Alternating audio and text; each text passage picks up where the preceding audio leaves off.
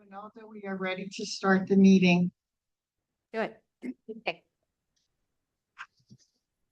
All right. Can you hear us from LA?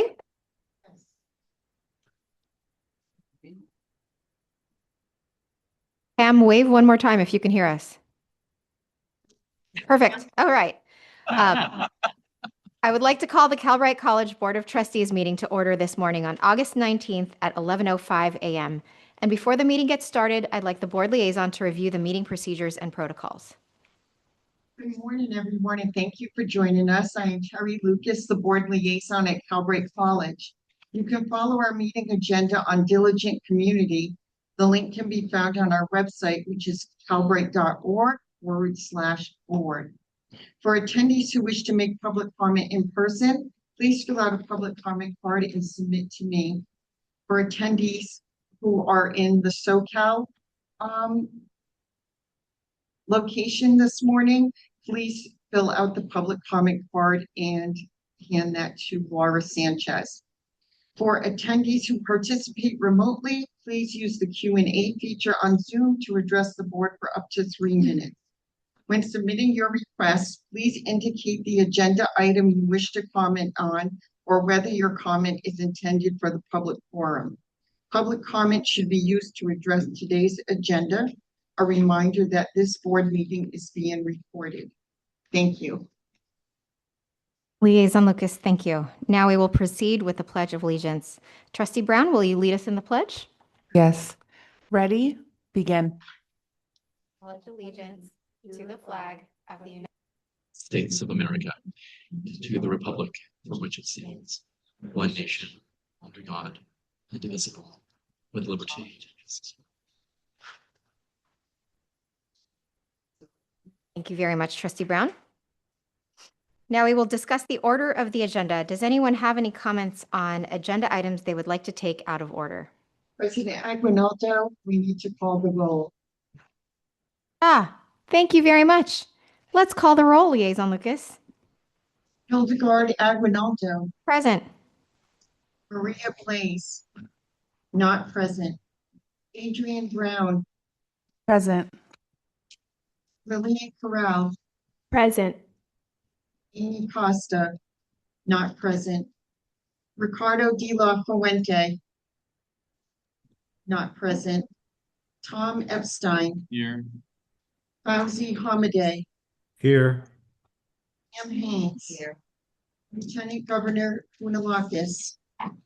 Not present. Harry Legrand. Not present.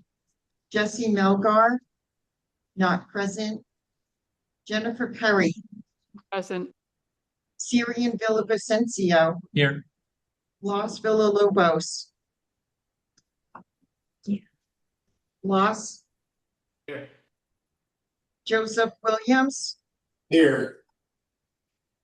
We have a quorum, President Aguinaldo. Thank you very much. And thank you for reminding us of the need to do that, Liaison Lucas. Thank you. Let's go back to the discussion on the order of the agenda. Are there any items that anyone wants to take out of order?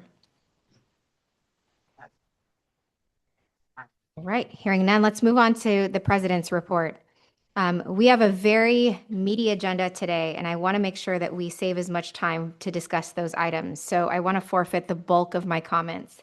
The only thing I'll say is thank you to the board for being so flexible and accommodating in coming to this particular meeting. This is not traditionally a full board session. This is usually an executive committee session, but everyone moved their schedules around to be able to make this conversation. So thank you very much to the board. And also thank you to the staff. We have incredible staff support that helps us do all the things that we need to do at this moment in time. And I keep thinking about how every moment is such an important inflection point in Calbright's history, but there has been such a sequence of these big moments now that it has gotten, I've needed to sit in the fact that it's now a continuum of those moments and not just a single one. So thank you very much for everyone for being here, and let's move on to the CEO report. CEO Menon. Much. Good morning, President Aguinaldo, Vice President Perry, and members of the Board of Trustees. Truly a pleasure to be with you today. As all of you know, and have been a part of this critical journey that we've been on. Calbright has been navigating a really important period of organizational transitions over the past several months. We're officially closing the chapter on our initial 7-year startup, and we are firmly stepping into a sustainable, structured operating model. Transitioning an institution out of its foundational startup era requires a lot of intentionality, and it's demanding that we shift from what has been at times a very fast-paced, reactive problem-solving period towards very structured, long-term building. This shift is something that's not only essential for our governance under the legislature and within the California community college system, but also because it's critical to ensuring that Calbright stands as a financially sound and resilient institution, adept at serving adult learners, not in a year or two, but in decades to come. For us, there's no doubt that the college's leadership, faculty, and staff are ready for this new chapter and the new energy and what comes next. As Chief Financial Officer Ed Lee presents our budget considerations for 2026-2027, and we hold a public hearing today on the tentative budget this board agreed to at the June trustee meeting, I want to highlight the securing of the $53 million in ongoing additional state funding. And while we've highlighted and discussed this funding many times over the last few months, it's worth noting again, particularly in the context of presentation, because it represents a major milestone for Calbright with a stable and predictable foundation. As I shared with our faculty and staff last week during our monthly all-hands meeting, as we steward these public resources, our focus is not just going to be on a single year, but on multi-year sustainability. So like all institutions of higher education, we recognize that we're going to continue to experience cost escalation, wage pressures, benefit costs, technology infrastructure, software costs. And at the same time, our mandate is to balance these operational realities while maintaining the capacity to support our student body, which currently stands at just over 8,000 learners, and also to be remaining agile enough to respond to what's evolving in workforce needs across California. Stability is our baseline for the next chapter, but that is not a return to the status quo. So every dollar anchored in our budget moving forward reflects a deliberate choice to build responsibly, to grow strategically, and to deploy public resources judiciously on behalf of California. As we look at executing in service of our next chapter and sustainability, I'm eager to share with the board 2 initiatives that are on the agenda today. First, our Vice President of Learning and Instruction, Shannon McCarty, will share about the partnership that we have with the American Academy of Professional Coders, which reflects the strong commitment that we have to sustainable academic quality, particularly in this industry area. By maintaining this core partnership, we're securing high caliber curriculum and licensing for a medical coding program, and it's going to allow us to deliver industry recognized certifications efficiently while ensuring our adult learners gain market ready credentials that lead straight to resilient careers. Secondly, Vice President of Sustainable Growth and District Development, Marissa Bold, will share about our partner agreements tied to the College Futures grant we approved last month that we secured from the College Futures Foundation. And you'll hear more about how we're partnering with the Allied Up Cooperative and SEIU UHW for dedicated career placement and Ripen for our Career Bridge technology platform and student segments. We're directly testing this particular collaboration because we're testing the scalable models that are specifically focused on work-based learning.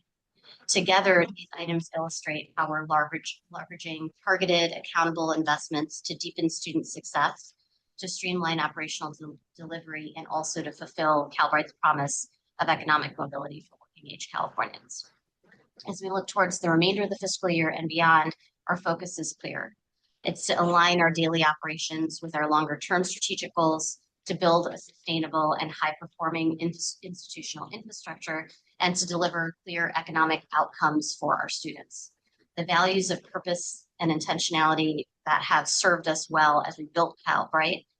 Now it's about taking those values into our next era by building an institution that measures its success in the generations of adult learners that we serve. I want to thank you for your ongoing leadership and shared commitment to this mission. And with that, I will conclude my remarks and turn things back over to President. Yeoman, and thank you very much for your remarks. Liaison Lucas, if we could let the record reflect also that Trustee De La Fuente is here. Welcome, Trustee. Thank you. Excellent. Now we'll move on to the closed session. We have 3 items from closed session. Item 2.1 is the conference with labor negotiators under Government Code Section 54957.6, agency designated representative, Shannon McCarty employee, and organization Calbright Faculty Association. Section 2.2 is conference with labor negotiators, Government Code Section 54957.6, agency designated representative, Taimea Eharosi, employee organization, California School Employees Association. Item 2.3 is conference with labor negotiators, Government Code Section 54957.6, agency designated representative, Hildegard Aguinaldo, unrepresented employee, president and chief executive officer. Is there any public comment on the closed session items?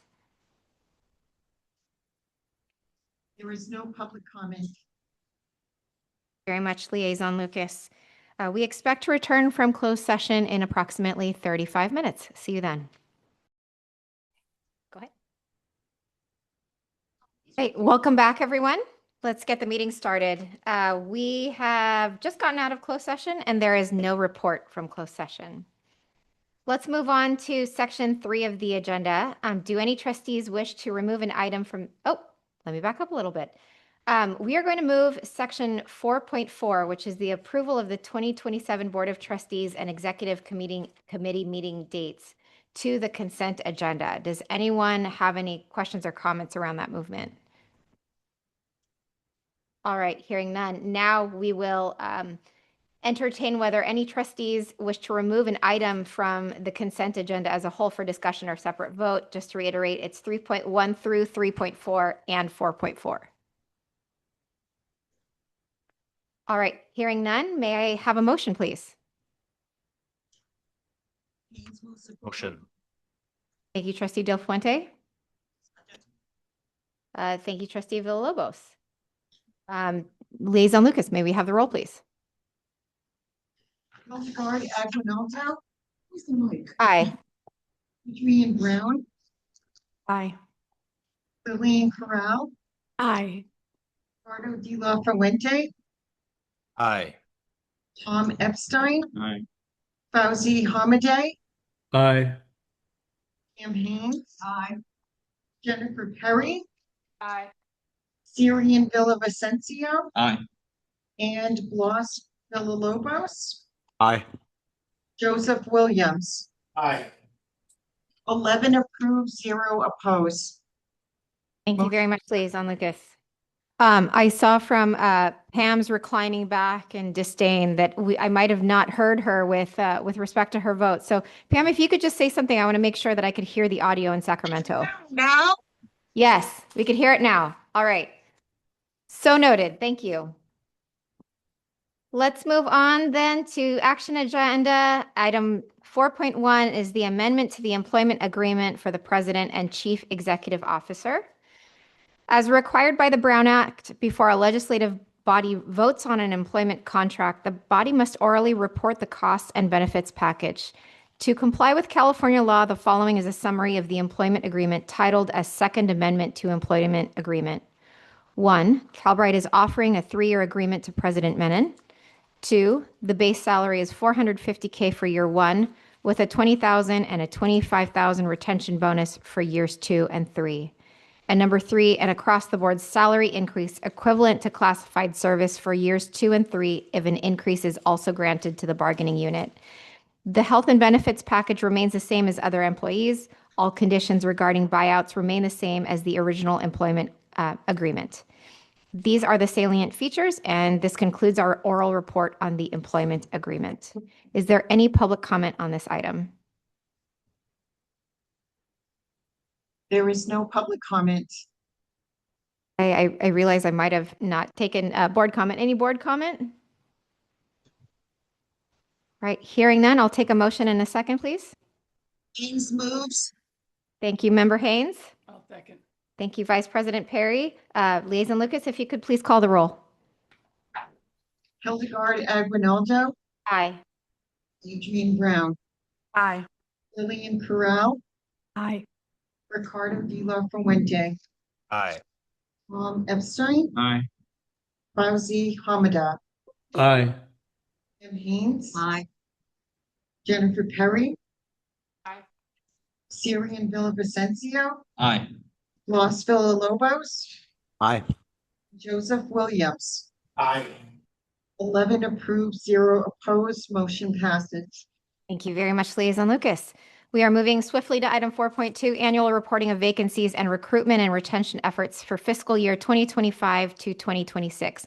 I will pass that one to Timea Ihirosi, our Senior Manager of Human Resources. Thank you very much. Good afternoon, President Agvanaldo, Vice President Perry, and members of the board. My name is Tima Ihiroshi, Senior Manager of Human Resources at Albright College. The 4.2 item on the agenda is the annual reporting of vacancies and recruitment and retention efforts for the fiscal year 25-26. As this is a new requirement, this is the first year that Albright College is providing this report for our Board of Trustees. Background: Assembly Bill 2561, codified as California Government Code Section 3502.3, requires that public agencies publicly report on staffing vacancies and recruitment and retention efforts at least once every fiscal year prior to the adoption of the final budget. As part of this law, public agencies must also highlight hiring challenges and potential policy obstacles. The attached report summarizes Albright vacancies, recruitment efforts, and retention efforts, discusses policies, procedures, and recruitment activities that may present obstacles in the hiring process, and identifies any necessary changes to address such matters. Our college-wide vacancy rate for the academic year 2025 and 26 is 12.58%, which is the 20 vacant position divided by the 159 total authorized position times the 100. Vacancy rates by recognized bargaining unit: California School Employee Association, CSEA, 83 authorized full-time position, 13 vacant full-time position. The vacancy rate is 15.66%.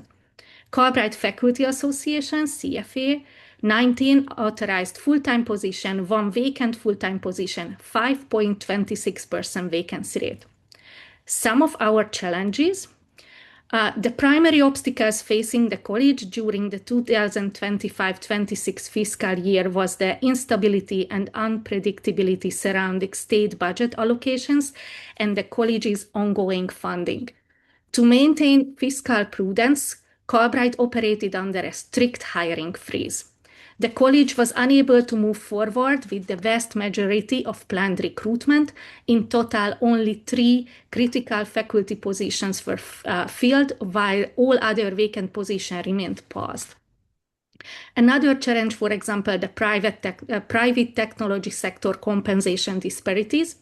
While the hiring freeze limited recruitment in 25-26, the historical trend shows that technical and software development roles are incredibly difficult to fill. As a public community college, Albright must compete directly with California's private technology sector. Private companies offer significantly higher base salaries and equity stock options that the public institution cannot match. Another challenge, for example, is the lagging employer benefits contributions. Across all employment classifications, the rising cost of healthcare premiums continues to outpace the college's benefits contribution structure. This gap represents an ongoing recruitment and retention risk. Another challenge was the committee scheduling and collaborative alignment delays. Albright prides itself as an inclusive, highly collaborative hiring process designed to eliminate bias, ensure diverse viewpoints, and promote equity. However, coordinating the calendars of busy, cross-functional committee members introduces operational friction. Last-minute schedule shifts frequently delay interview phases. Our actions and strategies. With the successful enactment of the 26-27 California state budget, the hiring freeze has been lifted, removing the single largest obstacle to our workforce development. The HR team is actively resuming delayed recruitment in a structured, prioritized sequence. Recognizing that we cannot compete with the private technology giants on raw salary, Carbright has shifted its marketing approach. We are targeting high-value candidates who prioritize public sector benefits, such as stable retirement pensions like Castor Scalpers, a supportive, fully remote work culture, and the opportunity to work for an equity-focused, mission-driven online community college. To minimize scheduling bottlenecks, the HR team will be reinforcing the importance of scheduling in the hiring process through regular training as well as communication with leadership and community chairs. In addition to these steps, Carbright is continually reviewing our digital applicant portals to streamline steps, striving for an intuitive, user-friendly interface that prevents drop-offs.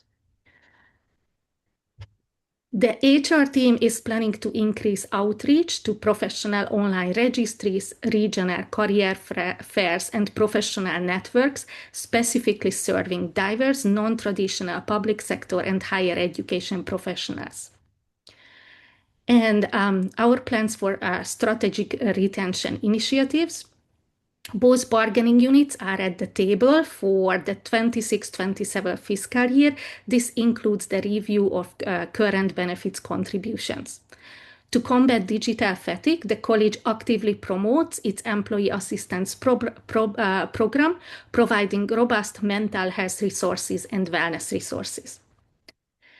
In addition to that, the HR team plans to systematically review position classification and healthcare benefit models to ensure Carbright remains competitive with other California community college districts and the public sector.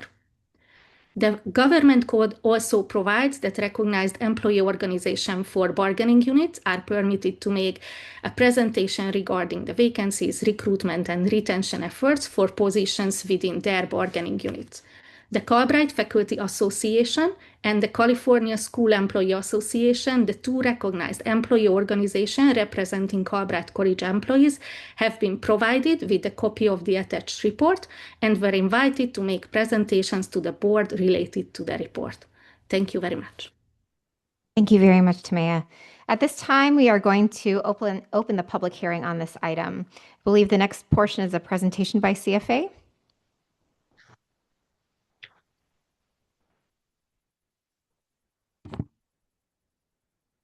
President Alguanato, I believe both unions were extended an opportunity to create and present on this matter, and neither have indicated that they wish to make a presentation. Okay, perfect.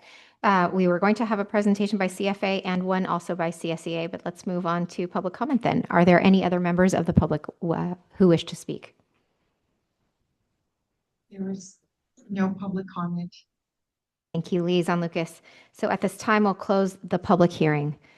Is there any discussion from the trustees on this item?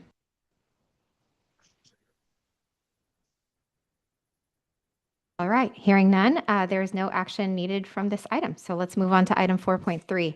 Item 4.3 is the public hearing and adoption of the 2026-2027 final budget. And for that, I will pass the microphone to our Chief Financial Officer, Ed Lee.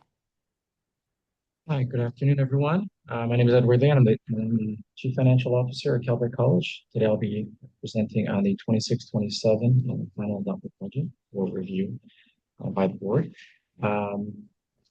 Before I go into the slides, I just want to kind of frame a little bit of the journey that we've had throughout this process, reflecting back to January, right? There was a January, the governor's proposal was the first signal regarding Calvert's base funding augmentation. Moving to March, we discussed the budget process, the timeline, and the key activities that Calbright was undergoing, including multiple planning assumptions heading into this budget season. The spring season was a very busy one, a lot of advocacy work by many teams, board leadership. We went then from there, May, it was a May revise, confirmed the state revenue picture and gave the first real signal that the 38.1 million augmentation could potentially hold for Calbright going into the season. Back in June, at the end of June, we shared the tentative budget with the board, assuming the 38.1 augmentation base funding with the 15 million recurring base, which was approved by the board back in June. And today, the state budget enacted, we are excited to share our final budget for your review and discussion. Go to the next slide there, please. All right, so I have a few different areas I'd like to share with the board today. You can see them on the slide there. Just a few things around some high-level overview. I'll start there, go through some key assumptions and some items underneath that, and then I'll share the numbers on the final budget and some highlights there, and lastly, some next steps. Next slide, please. High level here, again, we're very excited today to share that Calvert has received a 38.1 million base funding augmentation, which is a lot of work to be at this point. So we really appreciate just the support from all involved here. Secondly, well, where's that going? It's really going to go towards Calvert's continued focus on its students, through its program growth, expansion of access, as well as focus on program completion and career outcomes. Go to the next slide there, please. We're going to dive into a few of the budget assumptions. Next slide there, please. Just want to share just a few headwinds and tailwinds as Calvert heads into this fiscal year. Headwinds, long-term funding for growth beyond 27-28 is some of the ongoing work that the college will be doing in collaboration with the Chancellor's Office. As President Menon mentioned in our opening remarks, there's continued multi-year cost escalation, right, including wage pressures, benefit costs, technology infrastructure, and the new software tax that will be implemented from January 1st, 2027, which applies to many of their SaaS or software subscription costs that Calvert engages with and partners with. If we know that the federal funding environment continues to be one of uncertainty with the current administration. And from a tailwind standpoint, again, very excited to be at this place of sharing the augmentation of the base funding. So we appreciate everybody's support there. The 30 million that was finalized in the state budget. Calvert continues to demonstrate strong demand throughout the state with enrollment and presence in 57 out of 58 counties, as you know, and continued alignment with state priorities. Next slide there, please. Just a reminder, kind of a refresher here on this, that the budget is really kind of a year snapshot, which is part of the larger strategic vision framework. Again, prioritizing students and employers, institutional excellence, as well as a lot of the innovation work that we do. Next slide there, please. As I mentioned previously, some of the major budget goals are going to be continuing our program growth, as I mentioned, continued expansion throughout the state, and also a focus on completion and career outcomes for our students. And I want to highlight some of the 4 programs that we're anticipating launching in the current fiscal year. On the next slide there, please. Here we are showing the current programs that are being offered, as well as those in bold, which we anticipate launching sometime this year. And those 4 are offensive cybersecurity, IT foundation, Gen AI, and UX UI. Next slide there, please. So this is just a snapshot of what we shared to the board back at the end of June. You can see here, this was the tentative budget, which, at that time we were, again, the understanding fully winding down the one-time funds for the college. As you can see from the Fund 11 unrestricted there.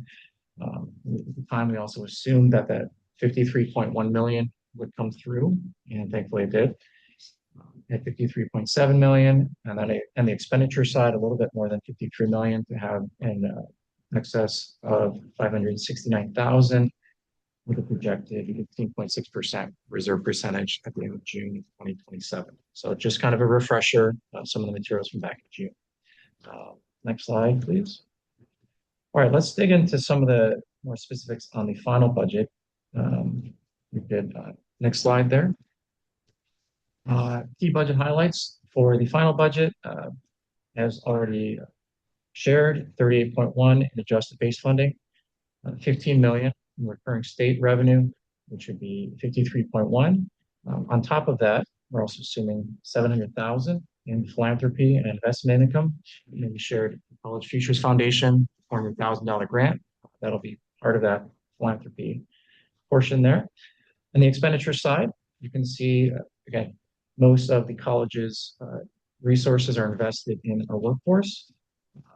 We have 32.2 million in salaries and benefits, again, primarily to support program growth and student outcomes. Again, that's the double-digit growth roughly from in percentage of FTE and headcount from where we're currently at. So we do anticipate continued growth in hiring. Second highlight there is in other operating expenses and services, about 20.6 million. Again, that's primarily technology and software licensing as a full college, student outreach, and other core operating costs.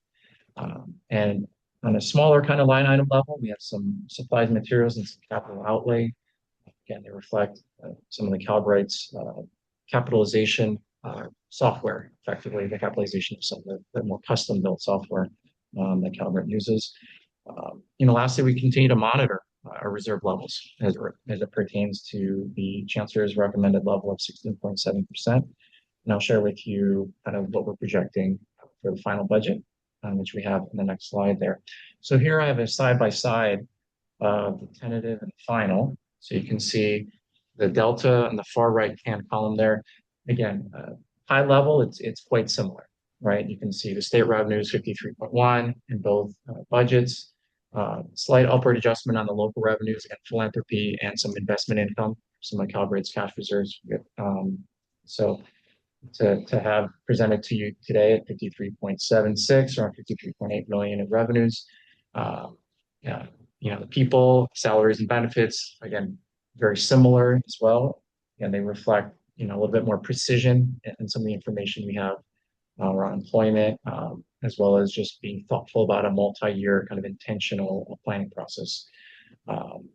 Again, very similar also on the anticipated surplus. We have 708,000 compared to the 569,000 presented back at the end of June. Difference of 1,000. And then on the projected reserve percentage, again, we're projecting 15.9%, nearly 16% by the end of June next year. I do want to qualify that and say, okay, we are doing end of year activities as we do every year as part of our audit. So some of these projected fund balances for the end of June of 2026, again, I anticipate that to, likely shift to some degree. But that's kind of what we have as of today. We'll go to the next slide there, please. So this is a fund source breakdown of what you just saw related to the final budget. Just want to highlight the 400,000 in the Fund 12 restricted, which previously was occupied by the one-time, startup funds that Calbright had received that we have fully used up by the end of June 2026. And in that place is that College Futures Foundation grant. So that's where that 400,000 comes from. And then the remaining revenue expenditures are in the Fund 11 unrestricted column right there. But that aligns with the prior slide, so just giving you more of a fund source kind of breakdown there. On the next steps, next slide there, please. We continue to work on sustainable growth funding initiatives and additional revenue opportunities. And as I mentioned, again, team, appreciate not only finance team, but also other teams that are supporting the annual audit from the prior year. And we will plan to submit the year-end expenditures report to the Chancellor's office. And we are doing ongoing work with our third-party auditors. We anticipate sharing our final audit to the board in December, as we have in the past. We'll take any questions at this time. On the board. Thank you very much, Ed. I think the only thing missing from your deck is the collective exhale. This final budget it was a figment in our imagination compared to even several months ago. So thank you very much for working so hard on this. Thank you to the entire staff and everybody who's involved. At this time, we'll open the public hearing on this item. Are there any members of the public wishing to speak? There is no public comment.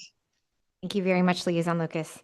So at this time, we'll close the public hearing and I will take any discussion from our trustees. All right, hearing none, may I have a No, I just wanted to recognize the fact that just a great accomplishment overall, a great budget, and congratulations to Ajita and the team for this wonderful work. And it was a tough year. It was my first year as a member, but it was a tough year. But it's definitely all the credit goes to you and the executive team on, and all of the Calbright staff on really making this year a success. Baptism by fire is kind of our thing here, so welcome. Is there any discussion from other trustees? Okay, hearing none, let's take a motion in a second, please. Thank you, Trustee De La Fuente. Second. Thank you, Trustee Epstein. Liaison Lucas may have the roll, please.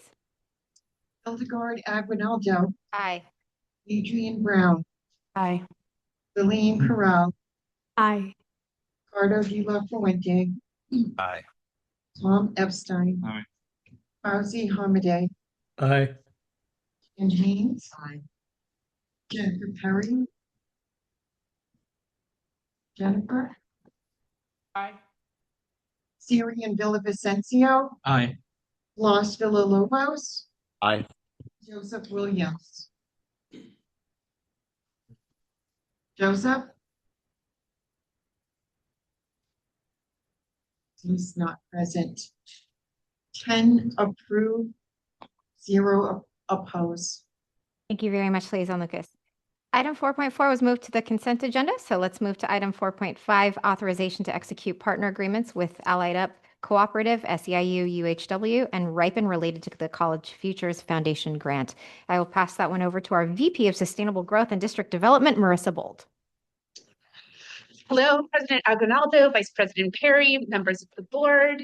I'm Marissa Bold, Calbright's Vice President of Strategic Growth and District Development, and I'm excited to talk about the grant that we've talked about a few times today and that the board accepted at the last meeting in July. And this is from College Futures Foundation for $400,000.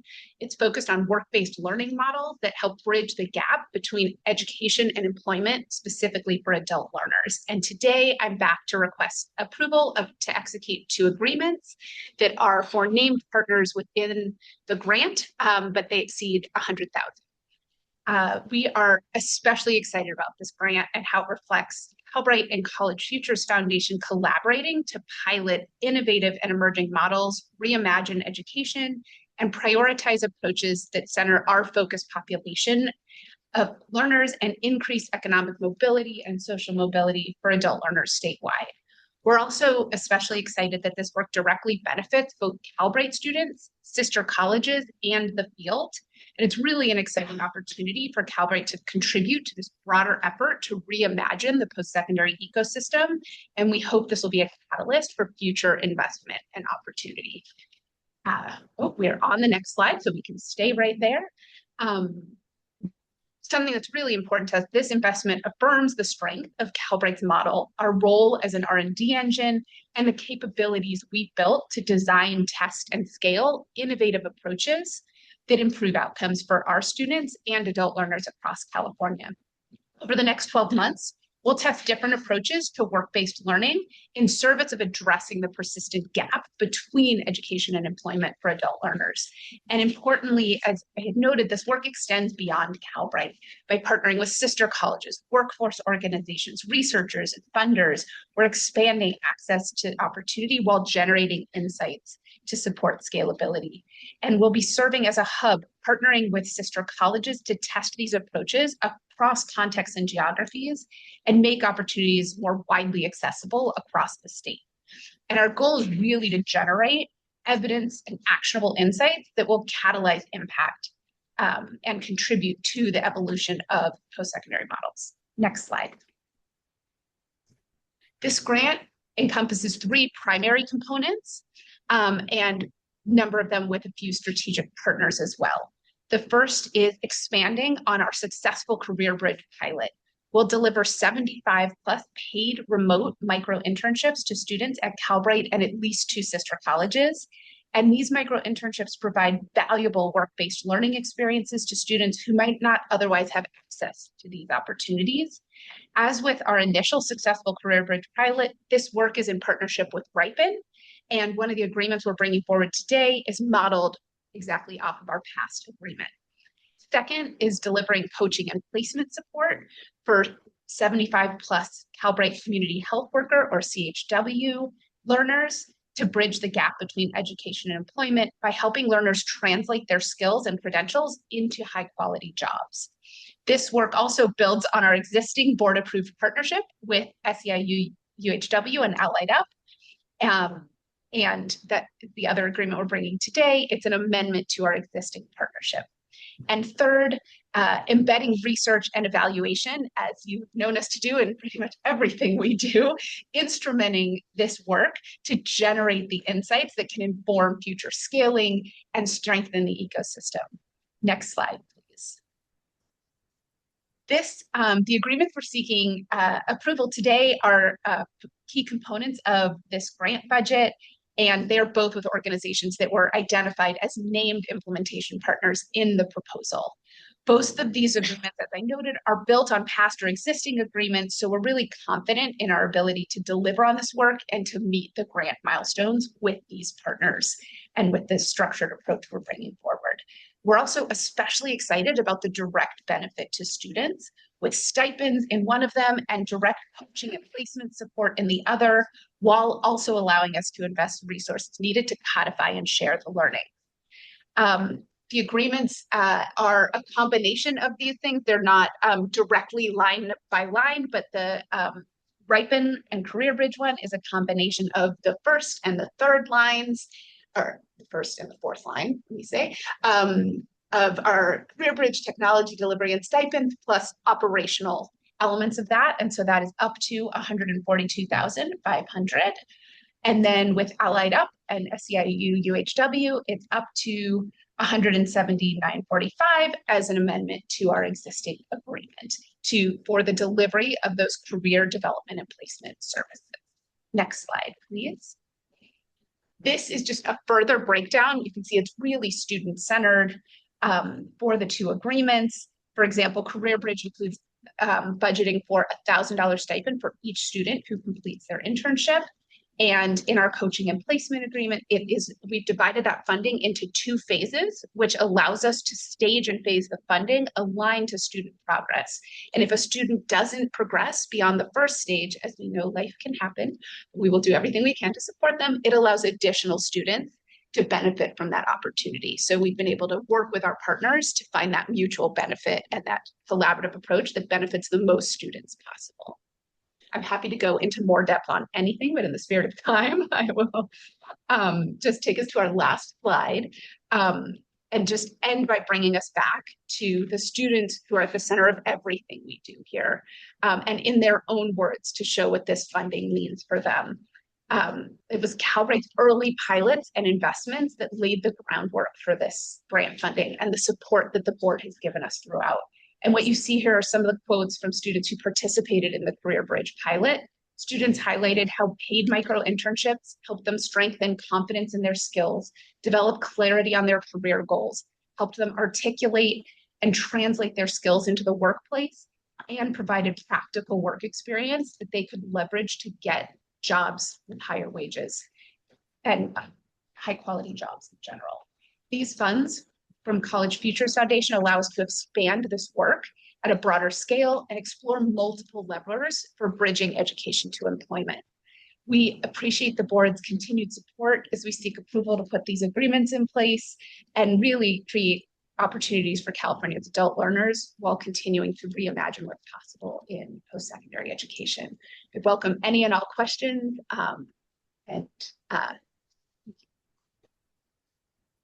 Great. Thank you very much, Marissa. This is truly exciting work. So congratulations on everything. May I have a discussion from the board if anyone has anything to say. All right, hearing none. Member Villavicencio, Trustee Villavicencio. Thank you, President.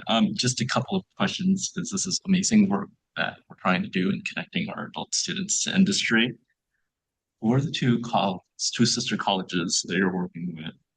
Should I give more of the questions you can answer one by one? Sure. I'm happy to take. So we are most likely, we are in conversations with multiple, but we are in conversations with Barstow, with LA Trade Tech, and with North Orange, each of whom we have MOUs in place, who we have been working together. They have similarly been prioritizing these efforts for their students, and that learning in multiple geographies, multiple contexts. And the timeline for this is short too. So in advance of putting this proposal forward, we talked to them and said, hey, would you be interested in collaborating with us if this were to come through? And, you know, we're putting this together, and they were incredibly supportive. Their leadership is incredible. And so it allows us both to deepen the work that we're doing with them, move quickly, but also explore in a rural context, an urban context, multiple different approaches. And then our hope is that we are, you know, continuing to explore different avenues for funding, and that this can then help us understand what does it take to work with sister colleges as well, make these opportunities more systematically available, leverage all of the work that we've done so far to accelerate that time to impact for students across the system. So our hope is in the future that we can do this with many more sister colleges as well. Wonderful to hear, obviously, our focus on not just the far north colleges, but obviously rural colleges, and making sure that this is scaled up. If, Yeah, you know, if but we're still in now that the you know, hopefully approved, we need to talk to them in more depth, but they signed up initially and then and have expressed interest, and we're gonna. And I was just curious, how are the participating students chosen? And is this remote internships or in person? They are remote internships to make them accessible. So each of those aspects of sort of time, pace, place, cost that research is showing us our students need in terms of accessing these opportunities, we're addressing through that, making them be paid internships. They are asynchronous, they are remote, but they are still working directly with employers. They're collaborating in teams. They are getting paid for their work. It is a structured opportunity aligned to their program. So they are building the skills and demonstrating experience in those skills and competencies. And then it is generally first come, first serve, but within the programs where we have projects and employers lined up, and where there's alignment across the colleges too, so that we can offer those. So data analysis, HR, project management, cybersecurity, areas like that. Great, thank you so much. Maybe I'll add one more thing, which is also of interest to College Futures Foundation, which is part of the process figuring out how to do this and how to help support the expansion of impact statewide and system-wide. There's also not a dedicated public funding stream for supporting learners like this to access paid career opportunities. And so part of this is also, what do we need to be investing in from a public policy perspective in the long run? And how do we use these types of pilot approaches to assess not just the outcomes of students in the structure of the program itself, but really making the case to sort of say, you know, folks in communities are going to need increased opportunities to have these types of experience that distinguish them in terms of labor market opportunity. And so each of these things has another dimension and layer that's critically important to why we exist, which is to make the public policy case for increased investment in these partners. Great. Yeah, thank you so much. Wonderful. Terry, is there any public comment? There is no public comment. Thank you very much. I will take a motion in a second, please. Motion. We have Trustee De La Fuente and Trustee Villavicencio. Liaison Lucas, may I have the roll, please? Hildegard Aguinaldo, Aye. Adrian Brown, Aye. Lillian Corral, Aye. Pardo de la Fuente, Aye. Tom Epstein, Aye. Fauzi Hamadeh, Aye. Kim Haynes, Aye. Jennifer Perry. Jennifer, Aye. Syrian Villavicencio, Aye. Los Villalobos, Aye. 10 approved, 0 opposed, motion passes. Thank you very much, Liaison Lucas. We are now popping down to our information and reports section, section 5. Item 5.1 is reports on contracts and purchases. Ed, welcome back. All right, thank you. And I am back and here to report on the contract purchases activities for the month of July. We've included the contracts report for July, which includes 5 agreements and the purchase report as well for the month of July, which totals $580,000. I'm happy to answer any questions at this time. Any questions from our trustees? Great, hearing none. Liaison Lucas, any questions from the public? There is no public comment. Thank you very much. Let's head on over to our constituency group reports. Michael Stewart and the Calbright Academic Senate have deferred their report, as has Cindy Carney from the Calbright Faculty Association. So at this time, we'll take comments from Maria Reynoso from the California School Employees Association. Hello, everyone. Thank you. I do know that the time is ticking away for 2 o'clock, so I'm going to try to get through as much as I can. Good afternoon, members of the College Board of Trustees. We find ourselves at a very interesting crossroad today. The college has received a $400,000 grant from the college's Futures Foundation. Through this initiative, Calbright will generate evidence on the effectiveness of career-connected learning approaches, identify the design elements that drive successful outcomes across different contexts, and develop actionable insights to support sustainable scaling and inform future policy. All great sounding. We also know that a part of our major budget goals is to continue our program growth. At our most recent July 17th all-hands meeting, our Chief Financial Officer shared with us 4 upcoming program launches. These are Offensive Cybersecurity, IT Foundation, Generative AI, and lastly, UX/UR. Speaking for myself, I'm not only a staff member, but I'm also a student. I'm excited for the Gen AI course to launch. I think this course is reflective of the current times, and I think it's special that Calbright continues to look towards the future and also how to keep our students prepared for that future. My concern lies in how the college plans to approach its structure, its scaffolding, and as I said above, sustainable scaling. Time and time again, I have heard about what a privilege and honor it is to be a high-touch model. But where and how is that high touch going to occur? Part of the college's future grant we received talks about career readiness and increases in employment outcomes. For our 8,000 students, we have 1 career service specialist. What is the college going to do to support our students now? And what is their plan for the future? Growing is built into the soul of Calbright. It has been a part of us from when I started, before I started, and it continues to be an important part of us. But growing without guardrails, growing without tangible plans is not only scary, but also reckless. We have a responsibility to our students to provide the best support we can. And I ask the board, do you honestly think we are providing the best support at this time? Our main phone line is redirecting students to send an email to our remaining enrollment services team, a team of 2 pulled from 2 separate divisions because the original team of 8 that used to handle the phone line is no longer here. You unanimously decided to lay them off. Our students are growing increasingly upset because they are forced to leave voicemails and they call with no answer and leave more voicemails, more email requests, and more Slack messages with increasing agitation. And I don't blame the staff that's been asked to step in, because guess what? These are people that had their own duties and responsibilities and are now stretched too thin trying to do both the roles they were originally hired for and for a role that was removed because there continues to be no plans to bring those people back. We are seeing in real time the result of what happens when we as an institution don't plan. We're experiencing delays in grading for our students as well. As a front-facing staff member, I've seen this increase over the last several weeks. This is not to cast blame on our instructors, but rather to showcase what gaps the college is not supporting instruction in to provide this service to our students. Again, this is what happens when we don't plan.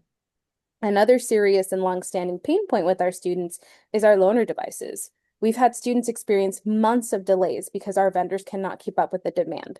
I've had students cry to me on the phone because they have no other options, and these delays are impacting them a great deal. For students who are eager to make a change in their life and expecting these devices to help them get started, it breaks my heart, and it should break yours too. We cannot offer a service we cannot fulfill, and the worst part is this isn't a new issue. This issue with our technology has long existed. This is what happens when we don't plan. I continue to ask for clarity about structure, infrastructure, and scaling because we are operating fast and loose. The running joke has always been we're building the plane as we fly it, but this is hubris, plain and simple.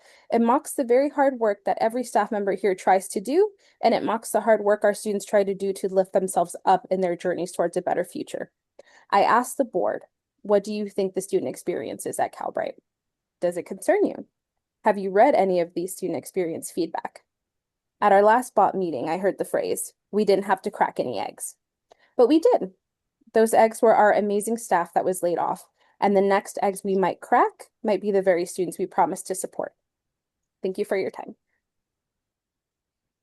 Thank you very much, Maria. And I should have said this at the outset of our constituency group reports, but the reports are also posted on the web. So if you want to refer back to it and you have access to the web, you'll see all of the comments there. So thank you. We also don't have a report from the Associated Students of Calbright College. So we'll head on over to item 7.1, which is our public forum. Are there any members of the public who wish to be heard? President Aguinaldo, I have two anonymous comments. First one I will read. As a student, I'm deeply concerned about the impact of recent staff reductions.